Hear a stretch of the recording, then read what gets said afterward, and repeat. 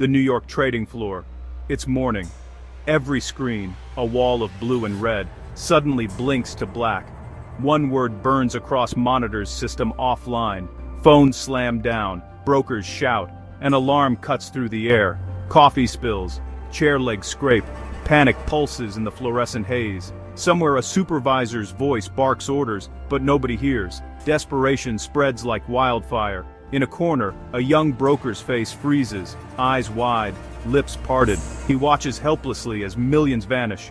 His trembling hands grip a useless mouse. A cold wind sneaks through the open windows. The hum of servers once filled the room. Now, only the frantic clicking of keyboards remains. Outside, the city keeps moving. But inside, time has stopped. In the corner of every frame, bold white letters, "Justice recounted." The watermark glows. The chaos is real.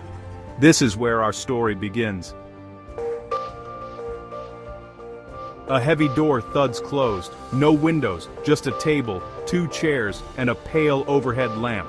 On one side sits Arthur, slouched, quiet, his hair unruly. Across from him, a lawyer straightens a stack of papers. Every movement echoes. A coffee mug clinks against the table. The lawyer leans in.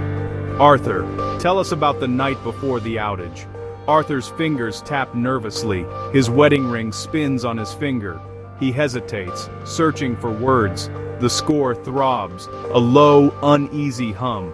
Legal files, a battered laptop, and a yellowed photo of the trading floor sit on the table. The lawyer's voice is sharp, but Arthur's answer is softer. Regret laces every word. Every sentence is punctuated by the muted tick of an old clock. "I did what I had to do." The room grows colder with each passing second.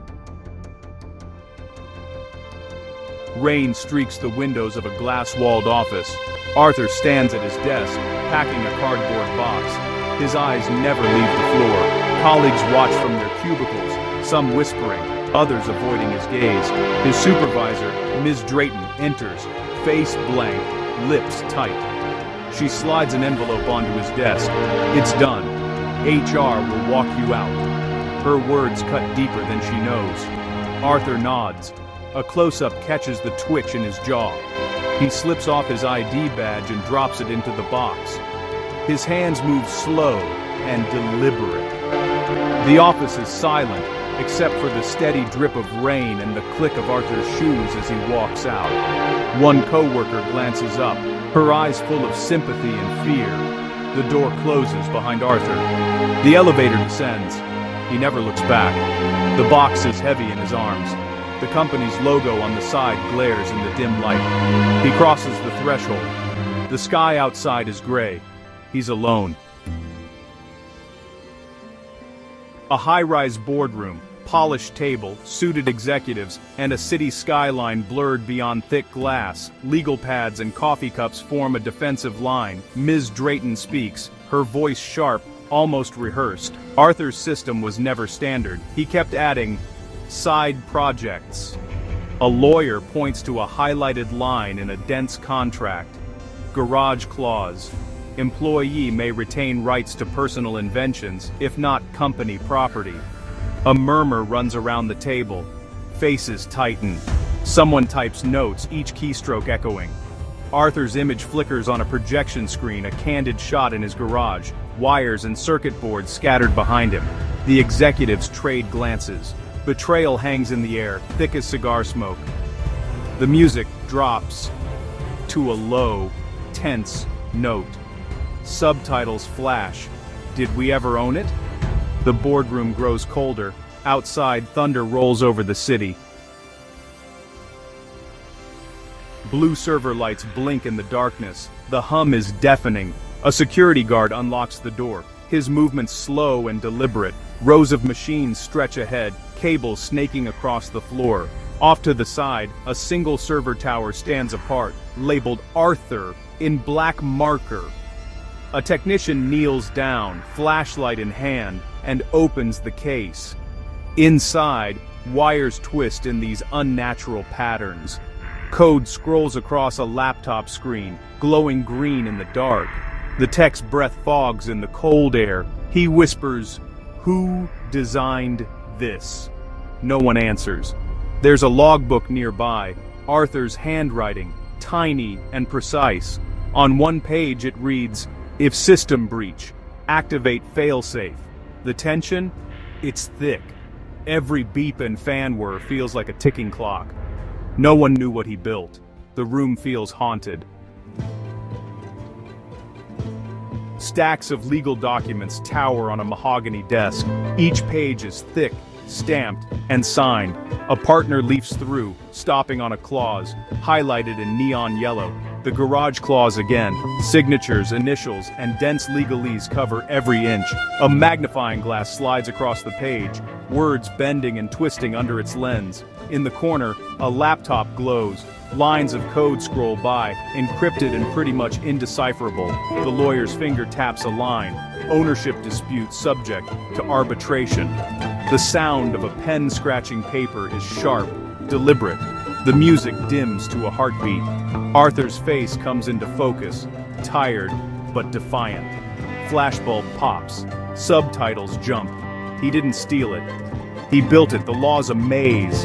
Every turn reveals something new. A coffee mug rattles as someone stands. The shadows in the room are long and deep. Arthur's name is underlined on the page. Arthur's garage is cluttered.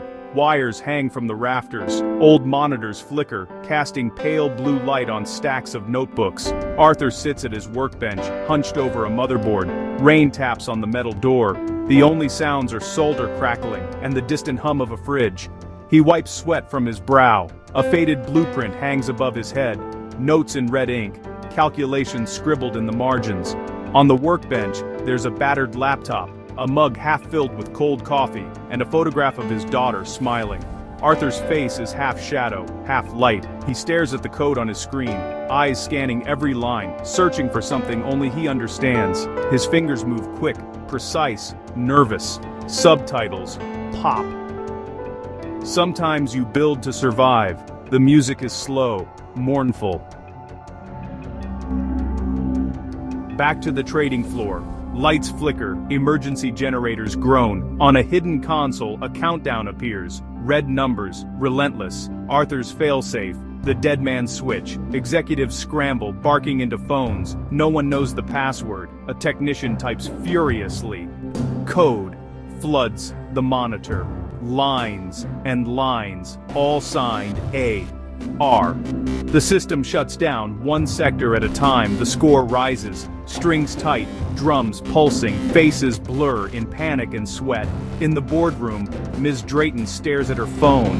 A single text from Arthur. "You broke the deal. Now live with it." Subtitles blaze. "You broke the deal." The system falls silent. The only sound left is the heavy breathing of those who remain. The wreckage is everywhere. Days later, the office is quiet. Screens glow pale, flickering to life. Systems restored, but trust shattered. Arthur sits across from a judge, the weight of every decision on his shoulders. Lawyers shuffle papers. The verdict is near. The ruined server room is still. Machines silent. Arthur's logbook closed. In the garage, Arthur watches the rain, a faint smile on his lips. He is free, but changed. The company is smaller now, less sure, more human. Subtitles fade in. Justice. Sometimes it's only clear in the aftermath. The score softens. Faces show relief, regret, determination. The city outside is bright now, the storm gone.